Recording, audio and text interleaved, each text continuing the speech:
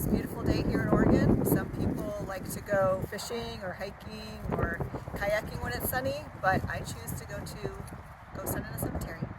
Ghost time!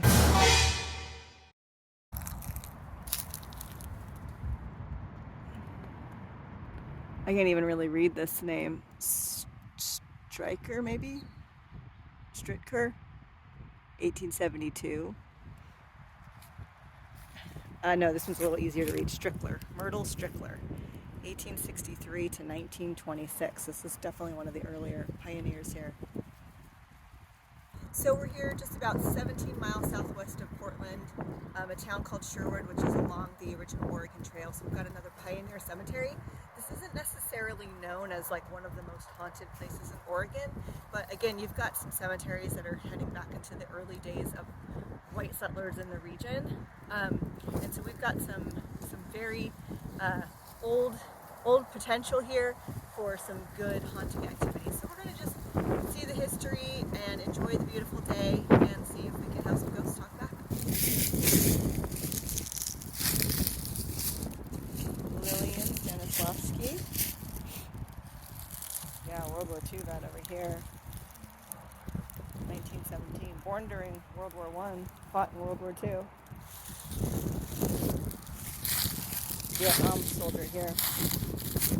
Stanislavski's dedicated their lives to fighting for our country. Ellie couldn't be here today. He's got a cheer competition with his daughters, but I feel like this sign was calling to him. There was no dumping here, so he would have to look for special accommodations. Back here in the older part of the cemetery, we've got the Forrester family, one of the founding families around these parts. You can see this one, born 1817. A.H. Vincent, born July 6th, 1831, died January 4th, 1906.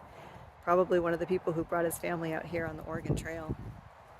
It's Anne Middle over here, Heinrich Middle over here.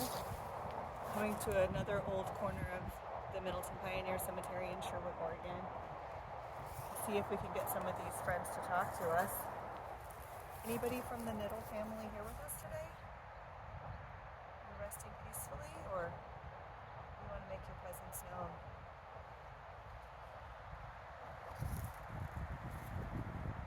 Are there any souls still wandering the cemetery?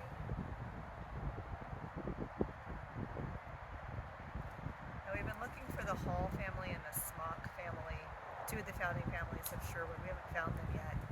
But originally this area was called Smockville, a name of the Smocks. Eventually it was changed to Sherwood in honor of the forests that surround the beautiful area, and a lot of Oregon, to be honest. And if you're thinking about Robin Hood, yes, it's named Sherwood after the Robin Hood lore. Something that Sherwood takes very seriously. They even have like a Robin Hood style festival they do every year. So yes, it was originally called Smockville. Now it's Sherwood. And a lot of the founding families from here are pioneers that came out on the Oregon Trail.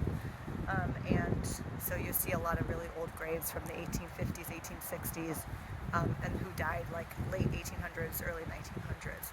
So a lot of old, rich history in the cemetery for sure.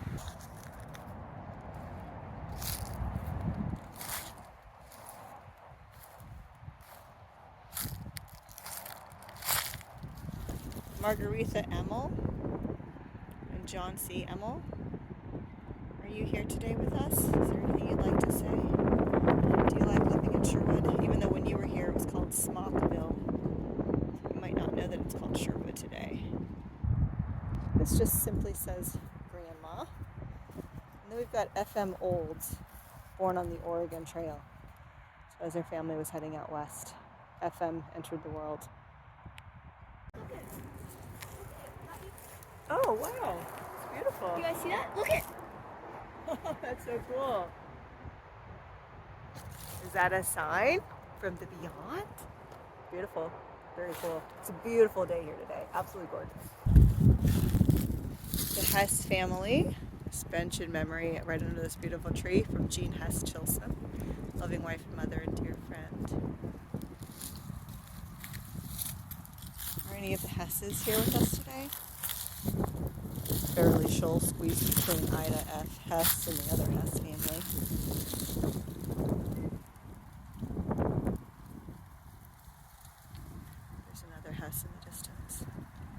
lots of family names in this cemetery.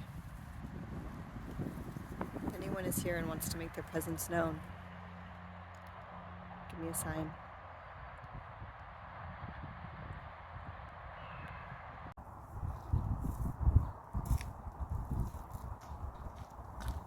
Ghost Town.